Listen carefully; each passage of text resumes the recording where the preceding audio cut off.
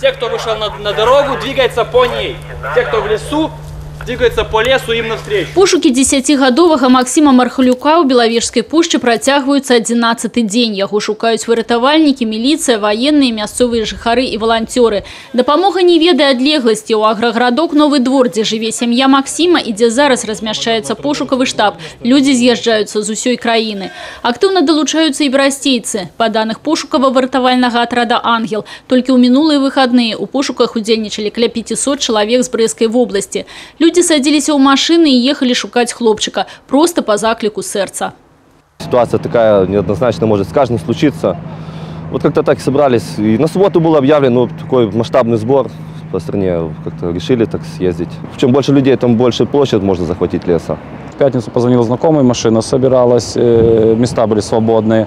И подумал тоже, что как бы, надо помочь, потому что по одному человеку, по одному, и вот так насобиралось очень много людей. Решил, что как бы лишним тоже не буду.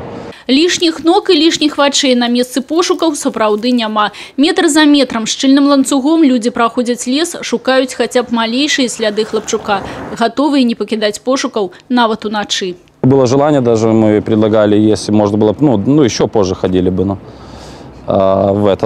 Только что темнело, нам до 7, по-моему, 7 или 8, я не помню, максимум уже людей как бы надо было с леса выходить, потому что потом подключались вертолеты, летали целый день, беспилотники. Я предлагаю,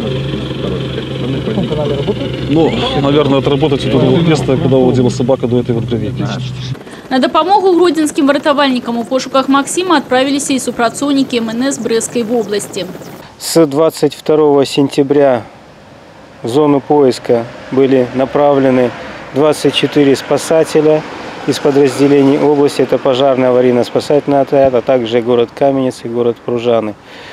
За нашими коллегами был определен участок поиска, и они приняли участие в прочесывании леса на данной территории. Все, что касается нашего маршрута, вот так вот, это все прочесано. Все дорожки, все. Лёжки, шалаши, все это смотрели. У пошукавай аперацыі актыўна ўдзельнічаюць члены Брэсцкага пазадарожнага клуба. На пазадарожніках и квадроциклах яны даследуюць цяжкапраходныя участки лесу.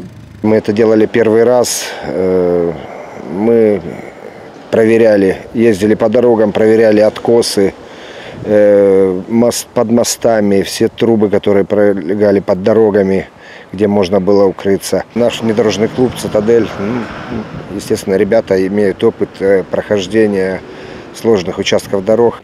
Павел Стасюк только что вернулся с места пошуков, показывая карту, на якой позначены месцы, пройденные удельниками клуба. Вот это тяжелые болота, буреломы. Вот здесь, да, вот здесь тоже проверяли. Павел Стасюк гаворыць, приехал у Брэст на ночь, раніцай и зноў на пошуки. У гэтай ситуации важны кожны человек, кожная, нават невялікая дапамога. Пошуки Максима будуць працягвацца. Працягвацца до таго часу, пакуль хлопчыка не знойдуць. І гэта беспрэцэдэнтны выпадак, калі ўся краіна аб'ядналася дзеля выратавання аднаго жыцця. Людмила Салдзіна, Роман Філюціч, телерадиокомпания «Брест».